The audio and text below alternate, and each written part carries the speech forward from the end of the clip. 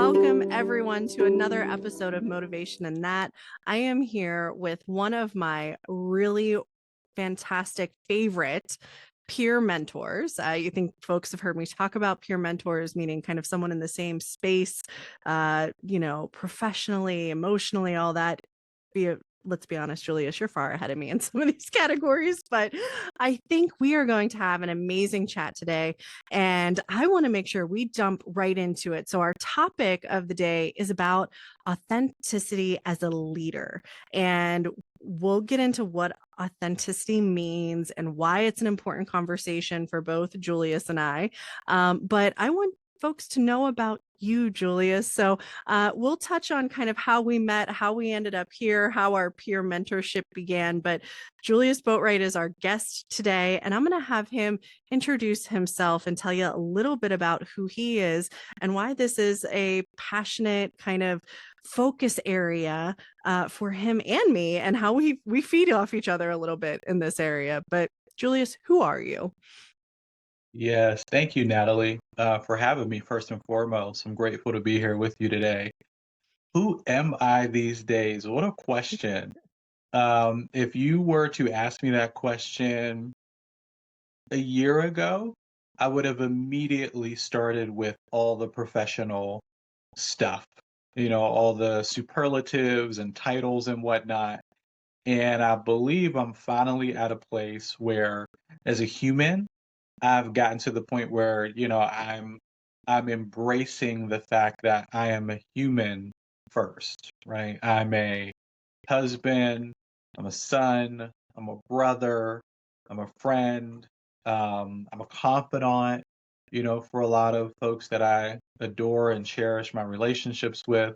So I'm a human being first before a human doing. And just really leaning into that has been extremely difficult for me, but it's been something that has been long overdue. And I am excited about leaning into that humanness of myself first. So, in addition to being a human being that's living, breathing here in my body, professionally, I consider myself to be a mental health enthusiast.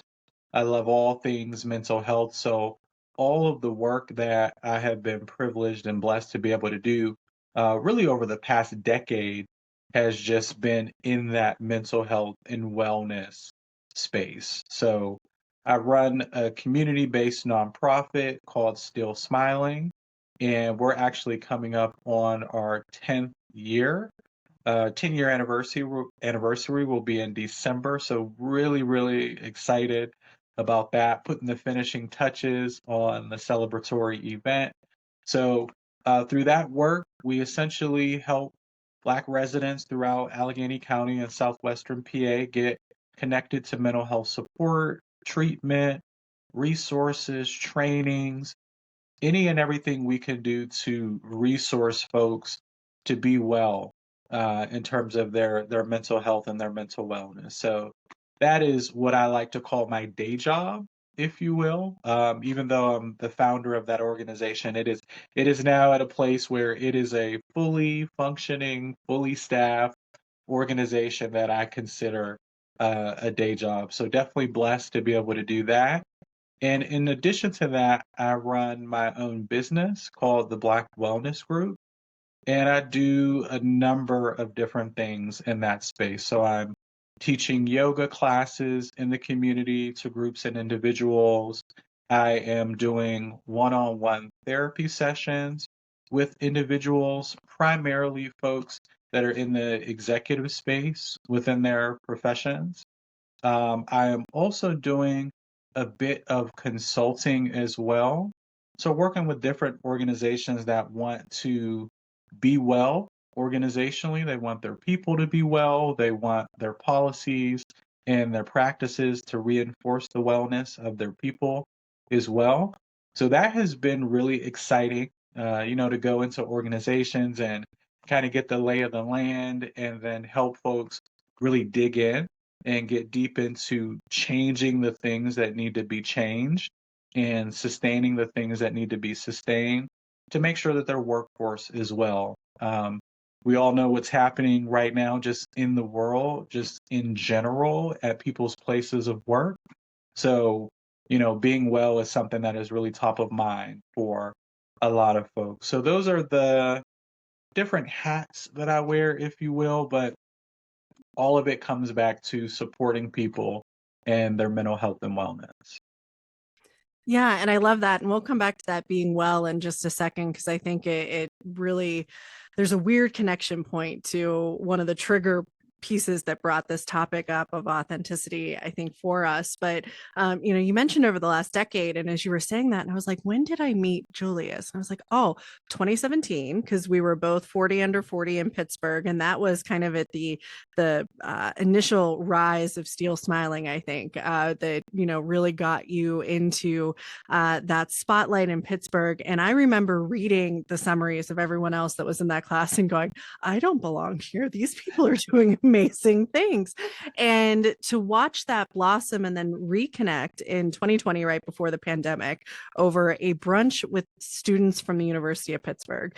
And it's funny because, they were coming to those dinners or breakfasts with alumni to learn about us, but yet we learned about each other sitting there across the table and hearing our own stories of our journeys from, where we had been initially out of college, and then how we had risen to where we were at that point. And, getting to be a part of, the inaugural board for Steel Smiling was great experience for me, but also to have that connection to the community.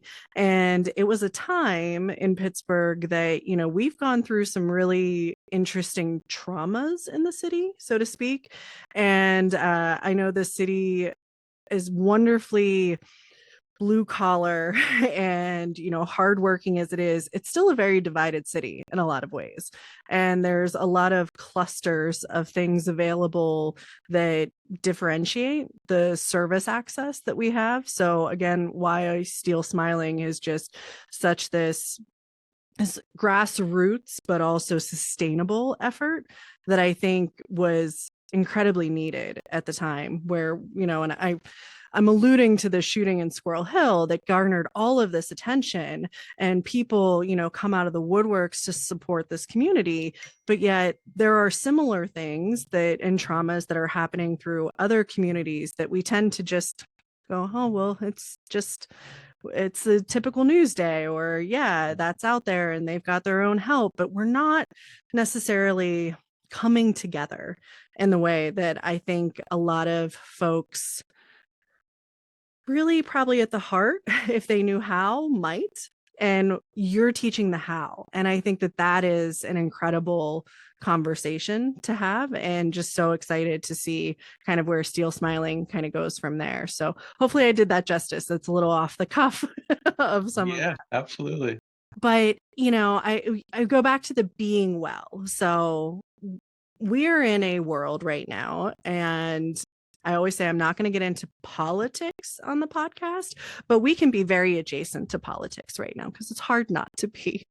And we're in a world where pretty much everything is being weaponized. So I won't even talk about political correctness or, any of that, but it is, no matter what you say, what you do, what you present, someone takes it and does this big twist and is like, all right, well, we're going to yank that into another direction. And it almost makes it hard to feel like you can be well right now and be you at the same time. So, in a world where we've had this push to be, oh, be who you are and own who you are and be authentic, I don't know if we really know what authenticity means right now, or we're having a chance to say, well, what does it mean and how durable is it? So, as you look at yourself over these 10 years, one of the things that questions to start with is, who have you become over those 10 years? And do you feel as if there is pressure from the outside that has pushed you in one way or another. So like you feel like you can't be authentic, or your authenticity is different, or you question the authenticity of those around you. So just kind of that shift, because it's been a wild 10 years, 15 years, even if we really get into it. So let's talk a little bit about that. What has that experience been like to observe it and be a part of it?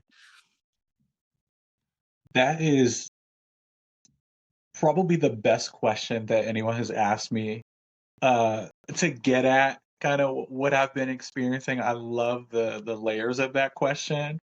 So I have lots of juicy stuff Yeah, to let's pull share. it apart. So what comes to mind first, right, is you said the word adjacent, and I'm gonna tease that out. When you say authenticity, the word that comes up for me immediately is vulnerability.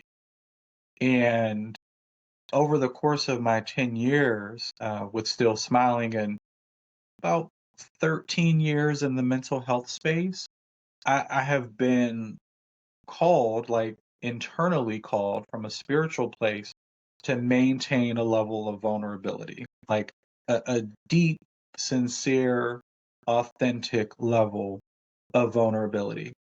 And in the beginning of the journey, when I was more so out in the community with folks, in the trenches, if you will, at grocery stores, places of worships, wherever people are in their daily lives and connecting with them on the subject of mental health, that is when vulnerability, at least from my perspective, was mostly embraced, right? It was like, yes, there's this human that's coming up to me, interested in my mental health story, interested in just listening. And then we can have an open and honest conversation and we can be vulnerable with each other and authentic one to one, right? That was, those were some of the most beautiful and meaningful experiences that I have ever had. And I believe that I will ever have in my career. They were just so organic and so natural and so real. So I cherish those moments. Over the years, right, you start to, the organization starts to get more investors. We start to grow our staffing model. We start to actually become the very thing that we've put all of the time, energy, and effort into, this impactful, sustainable, um, meaningful organization that does mental health work in the Black community throughout our region. With that behind the scenes, there are so many things that have to happen, right? The business of a nonprofit, right? You've got to have your financials in order. You have to have appropriate governing bodies in place to make sure your I's are dotted and your T's are crossed. And for me, um, I had to become a leader and develop skills that I didn't have, right? I was leading in some regard to get us up to that point. Then I got to a point where vulnerability wasn't necessarily embraced or welcomed into some of those like high level executive board level conversations, right? Those conversations are we turning a profit? Do we have and do we have enough money to operate, right? Are we governing our actions accordingly so that we stay on the right side of the law? We don't want any lawsuits on our hands. Are we serving the constituents? Are we doing what we said we were going to do through our mission and our vision? And if we're not doing that, we need to correct it. And if we are doing that, we need to continue it. And so I had to train myself in my uh, day job bubble, if you will, to compartmentalize, to get to a point where, okay, if I'm coming into a conversation about something related to management or financials or really most of those conversations, that same vulnerability that I was showing up with to that one individual person and the Hill District or Larimer or Homewood, that level of vulnerability would not necessarily get the results in that particular space.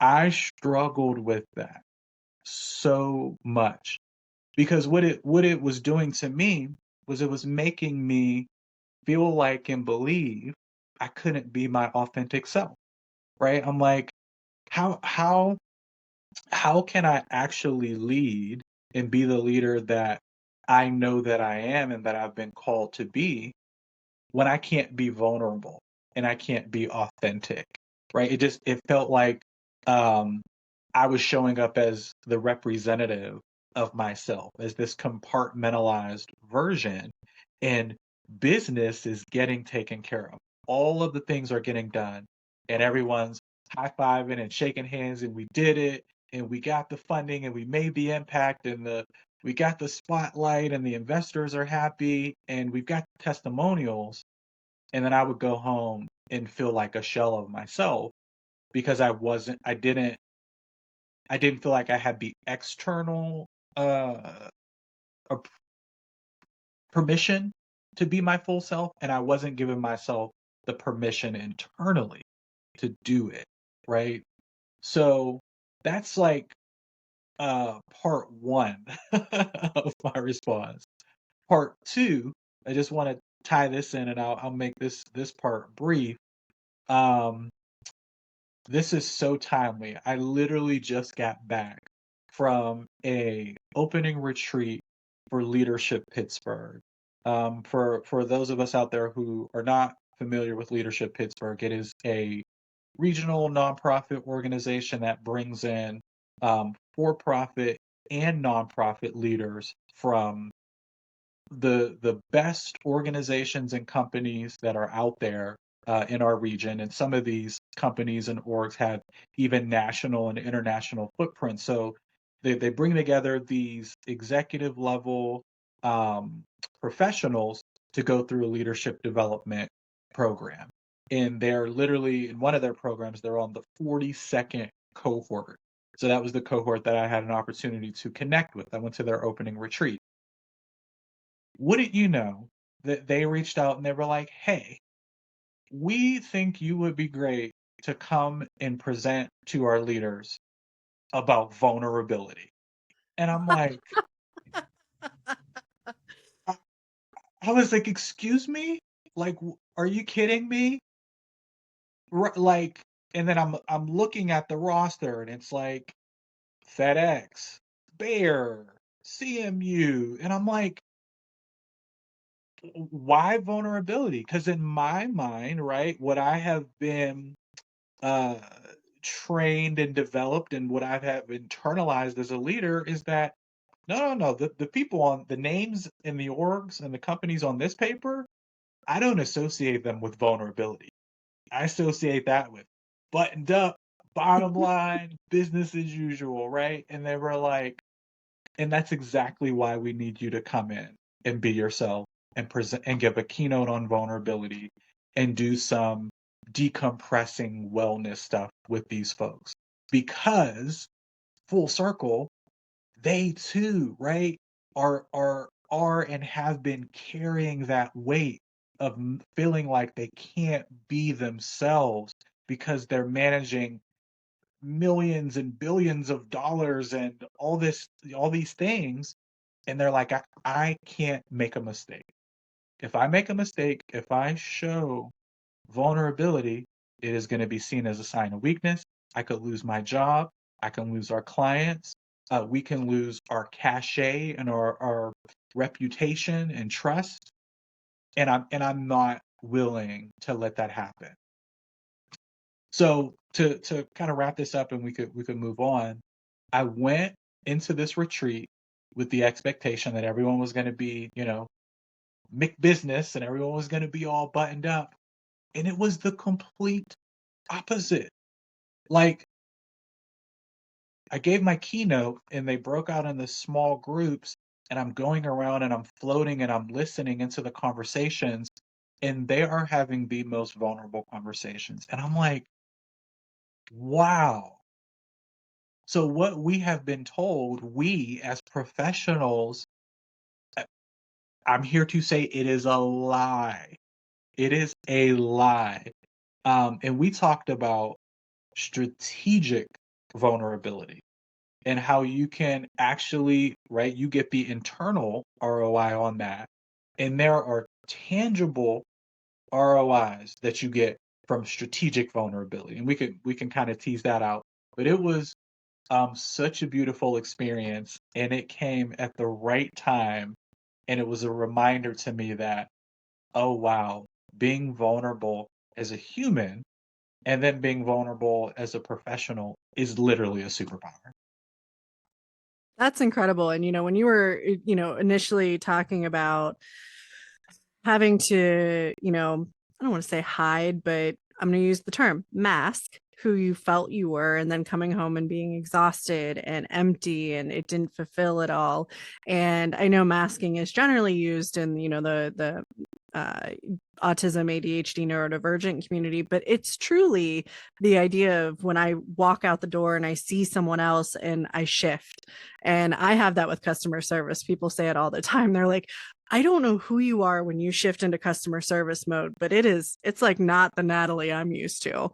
And it's fine, but I'm exhausted afterwards, right? You do what you're supposed to do, you get your outcome that you're supposed to get to, and you wonder, is that really me? Is it not really me? And so the component of how authentic are your masks that you put on, and how do you take those competencies that you have and kind of split them to evenly distribute in some form or fashion. And I love the strategic vulnerability piece, because I think that also ties into humbleness, and that there's always this lesson of, you don't want to be overly humble. It actually, in leadership, can shoot you in the foot in some nature, where then people are just like, do they never want credit for anything? Like, why do I bring them here if they're just going to toss everything off to other people? Or, and really what I think drives a lot of this is the fear component, which is what we're living in right now. It's either fear of failure, fear of success and what that might come with, fear of judgment, fear of the unknown, of instability, chaos, any of those things. And I think when fear comes into play, we start switching our masks even quicker, because it's like you're trying to be reactive versus a consistent set of self that has slight variations. And I think that strategic vulnerability is that great way to almost think about a technical term, right? To place over, it's still me, but I'm shifting slightly this way right now. And then I'm shifting back to the other way a little bit, so that the right parts of me become visible and applicable in the situations that I'm in, but it's still me. And I think, and I'm going to kick on this and then I'll get us in the next conversation, is what the heck is authentic? Because we have this piece of, oh, I'm authentically who I am and everything. And it's like, okay, you get to define for you what is actually authentic for you. And we have entered this world where I think sometimes we judge others and we're like, you're being fake. You're not being authentic. You're not being real. And I have to, it's probably an impossible question to answer, but how do we, or should we even care if other people are being authentically themselves, professionally or personally? Because we're not in their body. How can we know for sure? And how do we kind of respond to that in some fashion?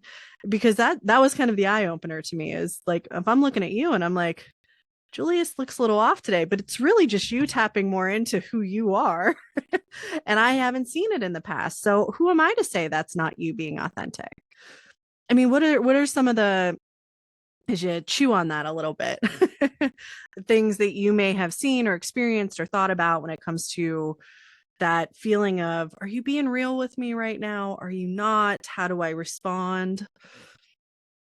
Yes. Oh goodness, this is spot on, Natalie. So at the retreat with the Leadership Pittsburgh folks, in my keynote, I spoke about um, a few different things. Um, One of the myths when I was doing my research on vulnerability, and first let me say, so much of the research on vulnerability frames it as a deficit. So I had to do so much digging to be able to find strengths-based research and data on vulnerability. So that's another episode if you if you want to bring me back for part two. Um, but one of the points that I brought up and that I invited folks to consider and think about more was trust, right? And I told this story that I think most of the people in the room, it resonated with them, right? This story of when you go, when we go to someone that we work with, whether it be, someone in the same hierarchical part of the structure as us or a higher up, and we ask them for something. We ask them something that's very direct, right? And then the answer that they give us is this like dancing around, this verbose, sort of flowery, fluffy language. I asked the room, like, how many of us know when that's happening? You can get a sense that, wow, this person, they don't have the answer to my question. They don't know what they're talking about, and or they're hiding something. They're pulling a veil over my eyes for whatever reason. Because they don't have the answer, because they do have the answer and they actually don't want me to know, or they don't want us to know the real answers. All right, so some or all of those reasons.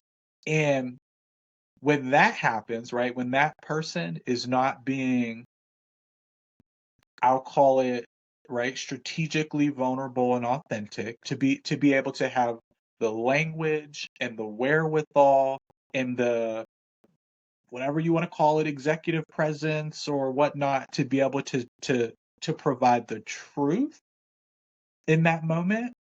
That is where, for me, I lose trust in that particular person. That's in personal and professional, right? When I get the sense that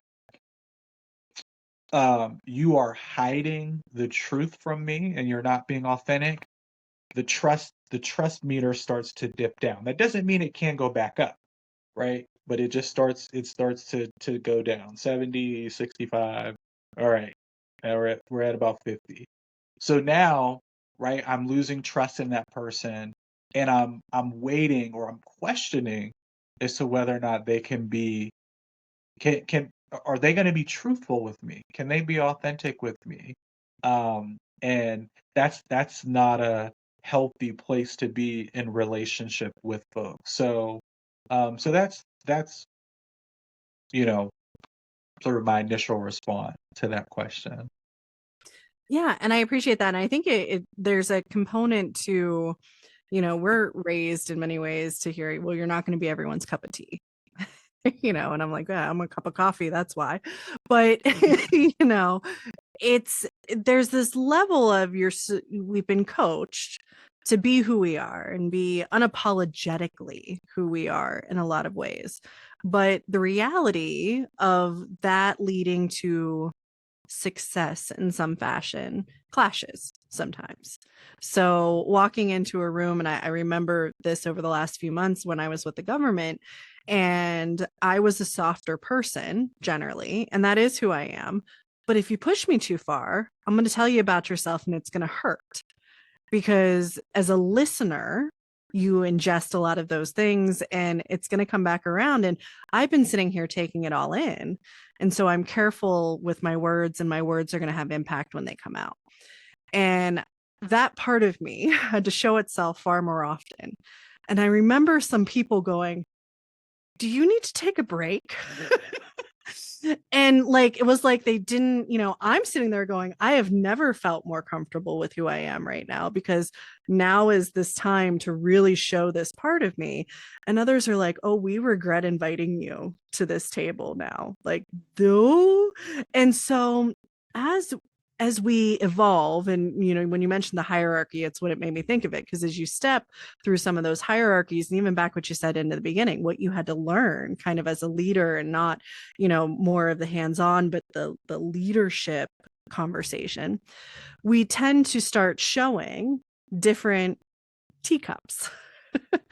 And all of a sudden people go, that's not the flavor that I like. And it ties in. There's another episode that'll come out right before ours on leaving a group and what it's like to have to leave that group and the grief of that. But have you encountered any situations where, as you kind of come into your own as a leader, as a professional, in any of those kind of groups, organizations that you're a part of, that you've had people go, I no longer like this, Julius, or maybe this isn't right anymore? And how have you managed through that feeling, if that's been something you've experienced? Yes. What a powerful question. So, yes, I have experienced that on a number of different occasions, professionally and personally, but I'll stick to the professional piece. Um, Gosh, this is so fascinating because the word that's popping into my mind now is a very popular word that's been all over, is gaslighting, Mm-hmm. right? So I'm gonna try my best to do it justice with this story here, or this collection of stories. Um, so I would often be invited, called in, sometimes even called out for my level of vulnerability. And it was actually quite often labeled as, you are being too emotional. Mm-hmm. You are wearing your heart on your sleeves. I respect that about you. We respect that about you. But you've got to learn how to compartmentalize, how to leave the emotions at the door so that we can conduct business in the way that we need to conduct business. So I thought, okay. And so when I compartmentalize, I do the 180, right? I'm like, all right, so now I am shutting that off. And when I come into this space now, there is going to be a new version of me. So this is the version that you requested, but you weren't necessarily sure of what cup of tea or cup of coffee you were going to get. You thought you were molding it into what you wanted. You were going to get the right kind of flavor with a little bit of honey, but you weren't quite sure, right? So I then started to show up in those spaces. And then what I noticed would happen is what I was experiencing and defining as gaslighting. There would be remarks like, are you okay?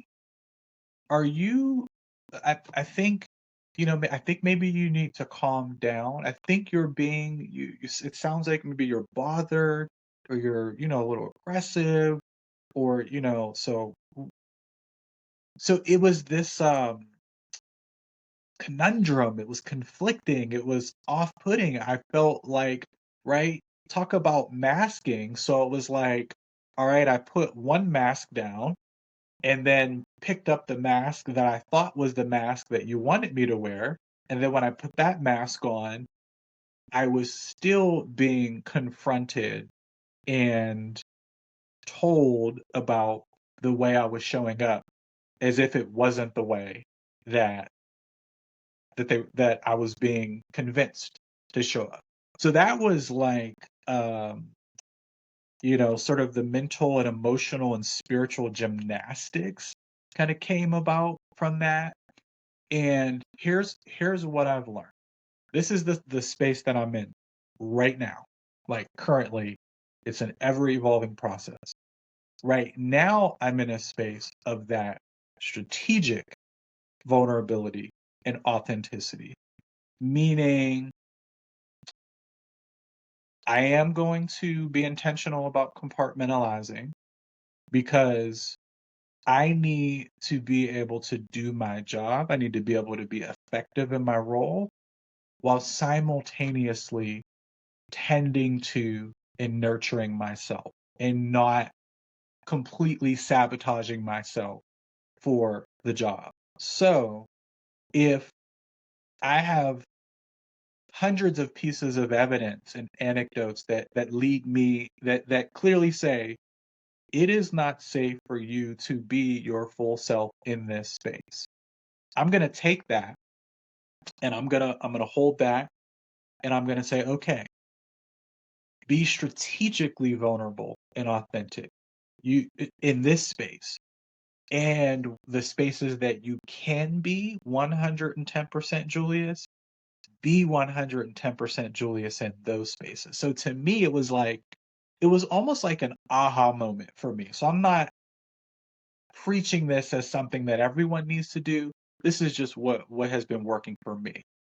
Is that I recognize that it is literally a privilege for anyone around me to receive the fullness of me, right? Like the full version of me. Whereas before I was like, I just want to be authentic everywhere. And it's just like the world that we live in is not, unfortunately, designed to hold and nurture and support the fullness of everyone. So now it takes more planning, it takes so much more thought and intentionality, but I am so intentional, these are interchangeable, intentional, strategic, mindful of the depth and levels of vulnerability and authenticity that I take anywhere with me.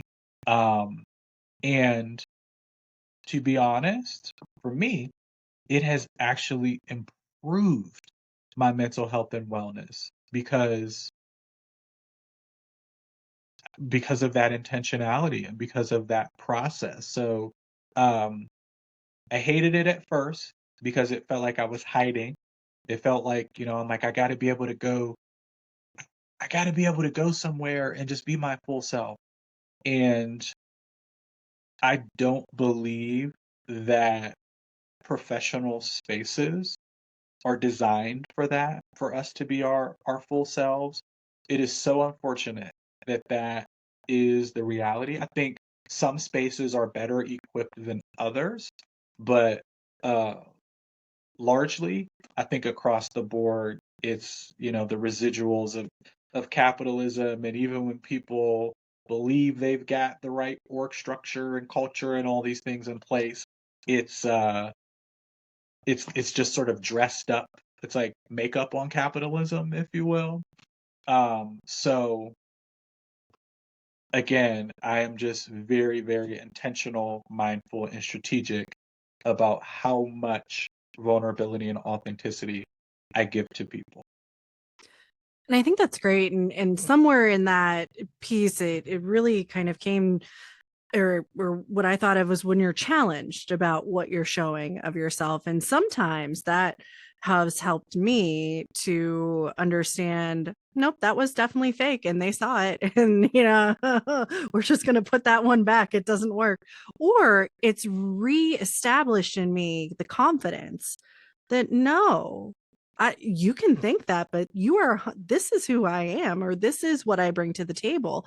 And I think sometimes when we get in those leadership pieces, and I want to hit on the nonprofit piece with you too, because I know you're involved in grant pitches or funding requests, and people can pressure us to be like, well, why are you saying that? Or, oh, that's no, I don't agree with that. Or, the fear of someone using that against you in the future. We're back to fear, right? And me going, no, go ahead and try, because I firmly stand behind that. And I have confidence that if someone questions me, that I can explain or bring truth to what someone has basically maybe twisted or pushed in a different direction because of interpretation, leaving so much space in different places. So when we're talking about, especially, and this was one of the shifts I saw when looking at some research of like the last year or two, what are nonprofits doing, especially if they focus on areas that are not popular areas for the current administration. So we're talking government funds are probably out of the not a question anymore. Or, let's touch vaccine research or things like that are just not going to be available. And now you're having to rely on private corporations or on individual donors. And the question being, well, what if they start questioning you? Like, how do you still bring yourself to the table and confidently do it, knowing back to that cup of tea, there's a chance 50% could be like, I'm out. Like, this isn't for me. And that rejection element and, all of those pieces coming into play, and still, trying to be like, no, I believe in our mission and I believe in the way we operationalize our mission. Because I think when you talk about losing faith in leaders, when it sounds like they're just putting a talk track to a mission, but every action no longer tells me that that's what they're doing, it starts to make me wonder, and especially if I were a funder, what's my money going towards? Is it really going towards that, or is it going towards you keeping your job because you're worried about the overhead, and there's much less maybe going to the actual things that you're looking for? So I know, super multi-layered, but like, how do you still bring your authentic self to the table when the pressure is on, and that there's probably new viewpoints that are going to pressure you in a certain direction? And as someone looking maybe at peers or even at your own, how do you still honor through operationalizing what your goals are in a world where you maybe can't do everything that you once could? Or maybe there's just less people that appear to be supporting it because, well, it's not what makes them look good anymore. Yeah. So what is emerging for me? There's always like a word that comes up as you're asking the question, and the word that's coming to mind now is relationships. Mhm. And that has been, gosh, the foundation of my life. I won't even necessarily just say professionally, but just relationships are everything. Good, bad, indifferent, ugly, choppy, like in all of their beauty and ugliness, relationships are everything. So what we're seeing and what I'm seeing as a leader in our space right now is that now I have to be even more intentional about the way I'm nurturing, the way that I'm building, nurturing, and sustaining relationships, whether it be with um, a colleague, a program participant, a program graduate, a funder, um, a researcher, all of these key people that help to uplift and uphold our mission and our vision and our promise to the community. I have got to be 1,000 times more intentional about relationship management, not for the just the sake of, you know, checking the box. Oh, I did the relationship management with them. For the sake of genuinely and authentically maintaining the relationship. Because right now, um,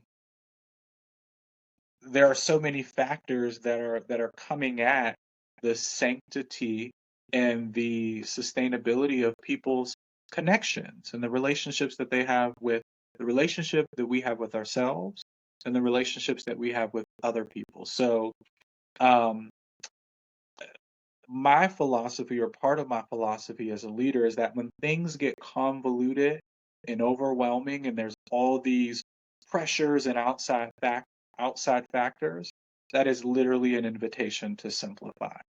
And I know we briefly started talking about this at one of our earlier chats. It's like, so what am I learning and what is our team learning from simplification is that is actually where innovation and sustainability and transformation live, in that simplification, right? I'll speak for myself. I, held on and was holding on so tight to certain programs and certain ideas and certain ways of doing the work because it's just the way that it has been, right? It's the way that it was, it's what worked, and it is what is still working.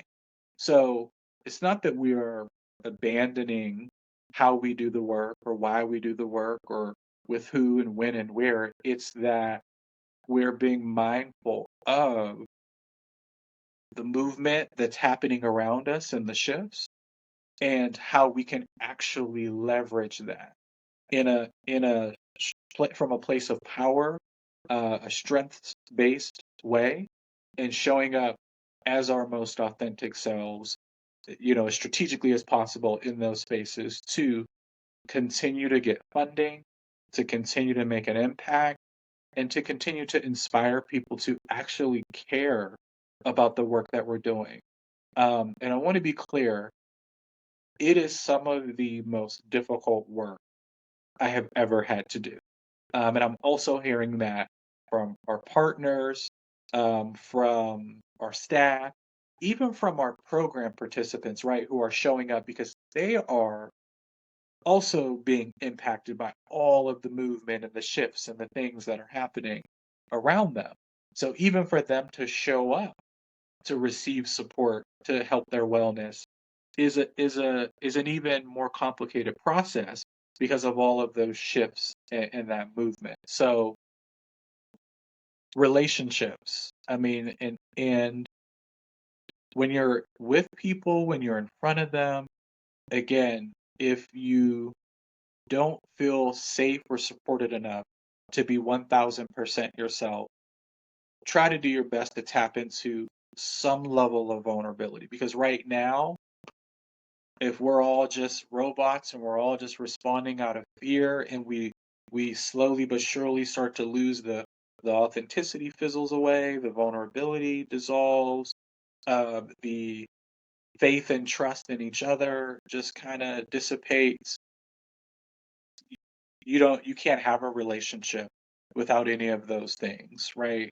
And now we're living in an we there's a threat of living in a society where all of the stuff that's already happening, and now you have humans that are just robots that are just shells of themselves running around and trying to do things, um, and we can't accomplish anything meaningful in that way. So one of my secret things that I kind of pull out, if you will, is I try to invite people to be authentic with me. I try to be intentional about giving people permission. Not that I have that, like that's my power, but maybe it's just a gentle reminder to say, "Hey, I can assume that the world that you're occupying is similar, we're occupying the same world, so I can safely assume that in certain spaces you probably don't have permission to just be. I would love for us to just be." Um, and then, some folks welcome the invitation, some folks are thanks but no thanks, and that's fine. That cues me in to how I can show up for them and for myself. Yeah, and I love that kind of message of simplicity. It also applies to us too, is we can't be everything for everyone. Our organizations can't be everything for everyone. And I think it's a good reminder of how simple mission statements often are. But that in that simplicity, if we say, I'll take our animal rescue that we support here, we're going to help and support the animals of this county. And then it's a question of that could be a lot of different things. And it's up to the leadership to identify what does that mean in this moment and communicate it in a way that ensures that anyone who may lose support in some way, like we can't help if they have shelter and food right now, we can't rehome them. There's just not enough capacity to do that. It doesn't mean we don't care. It's the honesty of where we're at. And I think sometimes in that communication, especially when we're stressed, we lose a little bit of that touch. And so that I think of it as your mission is your base, and then you layer different colored paper on top with little kind of add-ons. And then as you maybe aren't able to do them, you can remove them, but we have to say why. And we have to kind of say, well, it could go back. It's just right now, if we try to do all of that, we won't be able to do any of it. And I think when that kind of comes out, people go, well, I still want to be able to get something. So at least what are those things that you're going to do and do really, really well, no matter what the circumstances are. So I love that. And I love just the you and I have the social worker stamp on our forehead. Yours is much brighter because you're licensed. I I went macro level and stepped away, but it is. I think, and that's the other piece is just as if you are authentically a person who creates space for people, your cup can get run very dry very quickly. And so there's also a component, and I think encouraging others, that the more we tap into who we are, we're confident about who we are, we find individuals who maybe just let our cups stay the same level that they've been at. You take a little and you pour a little back in. I think that makes a very powerful place for a lot of us. But there's also no shame if authentically you can't do it right now and say, I don't have the ability to give you what you need at this moment.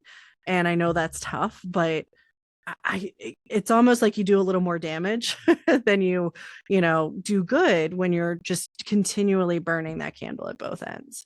So I think, and it's a great kind of way to shift into the little kind of closeout section we get into. The wrap up question I have for you is if you could recommend a first step for anyone who's trying to figure out how to tap into who am I and what do I do with this? What are some of those initial steps as someone who's kind of been through this journey, as like that was the milestone, that was the first point where I said, okay, we're on the right track here. Hmm. Wow, another powerful question.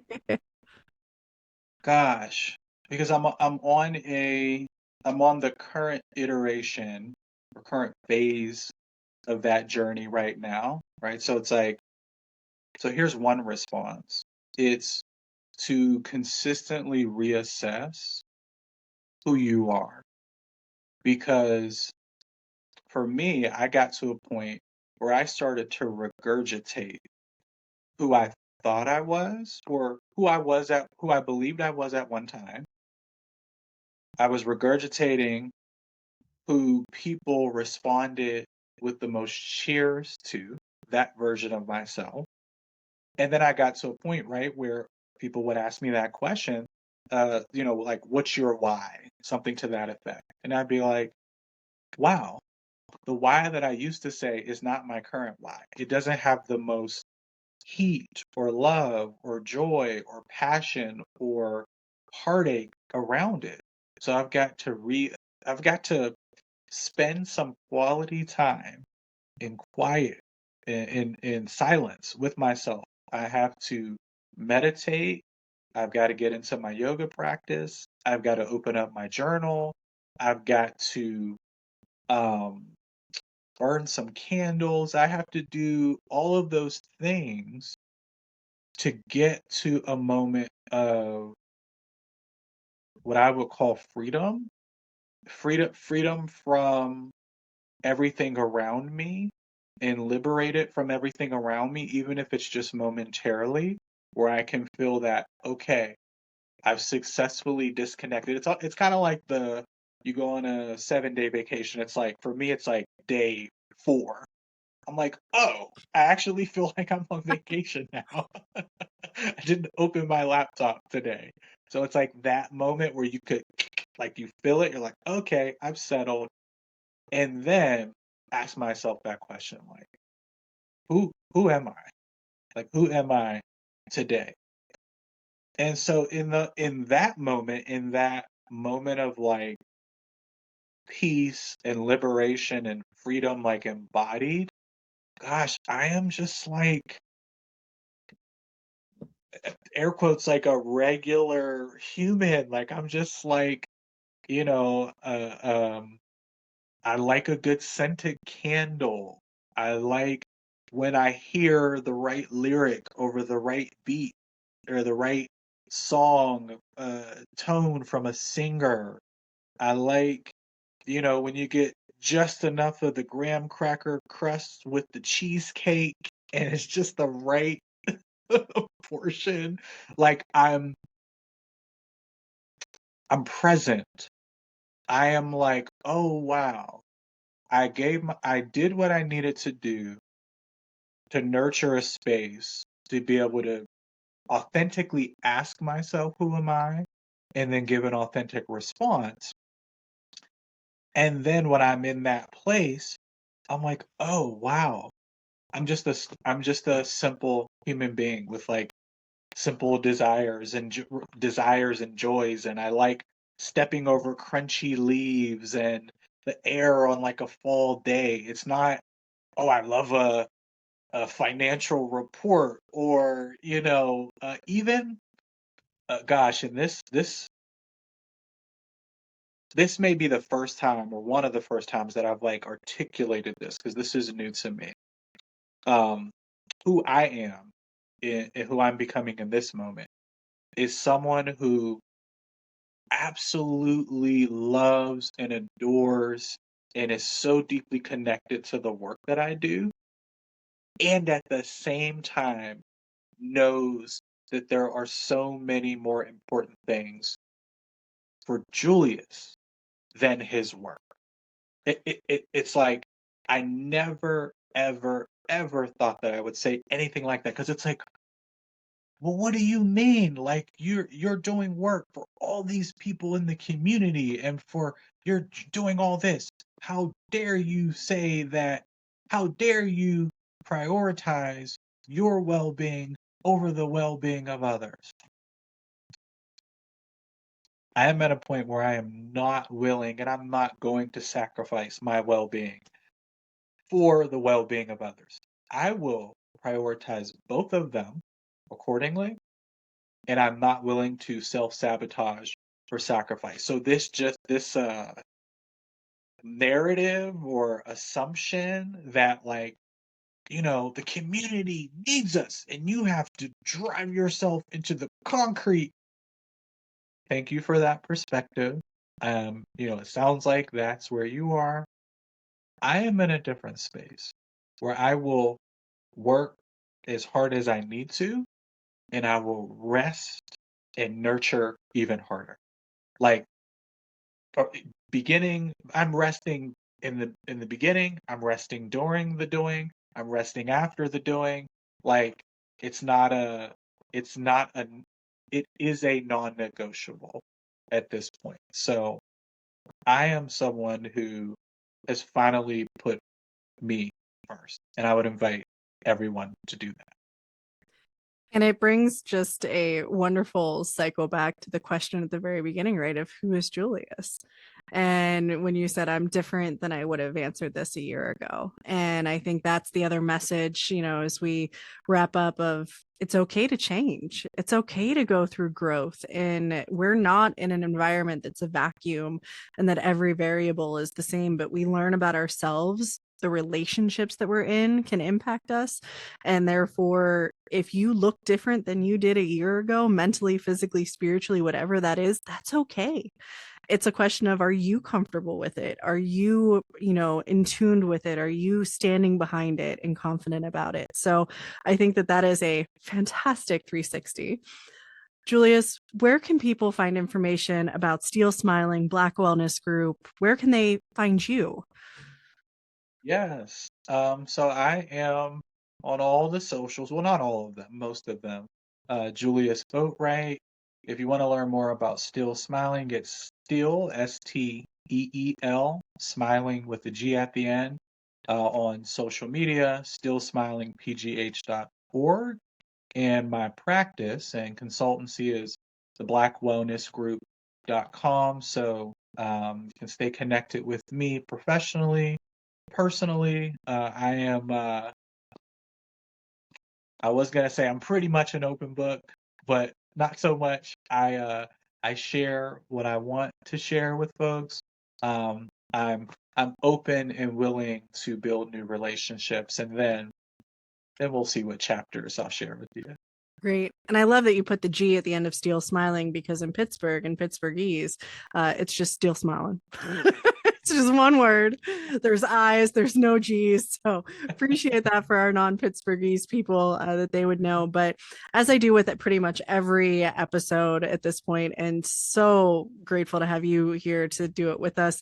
It's been a really just vivid conversation. And I think that's what I take from it. A lot of things kind of picturing and coming to mind, and empowerment, but also let's just decompress for a minute. Julius, can you take us through just a kind of close out, deep breath moment, for the listeners and for you and me as we shift into what's next in our day today? Yes, I would love to. So if you are comfortable enough to do so, um, you can close your eyes.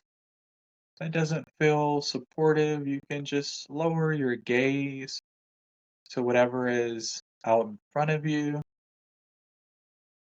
If you're sitting, just straighten your back out a little bit.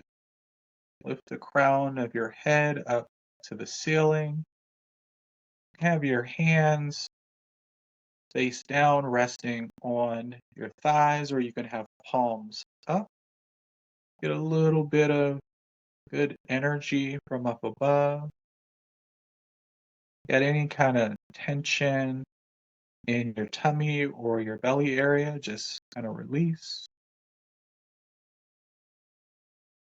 Release any tension or energy that might be built up in your jaw, forehead, your mouth. Relax. Just check in with your body. Notice it without judgment. And when you're ready, just take a nice, slow inhale through your nose, a nice, slow exhale through your mouth.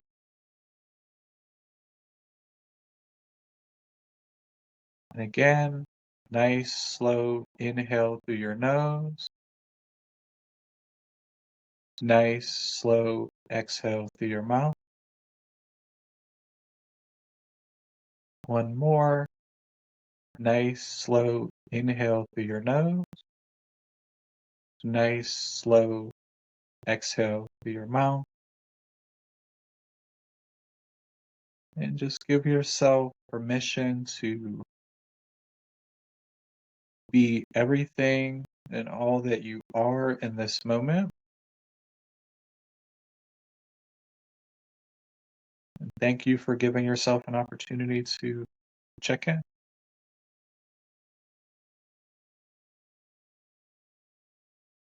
Awesome. Thank you, Julius. This has been an amazing discussion on authenticity and confidence in self and growth, and just very much appreciate you as a colleague, as a friend, and as a just wonderful resource to so many people, whether you realize it or not. And I think you'll probably get a few more folks reaching out after this episode, but thank you. Thank you again for coming on and having this fabulous, robust conversation. Thank you, Natalie. Thank you so much.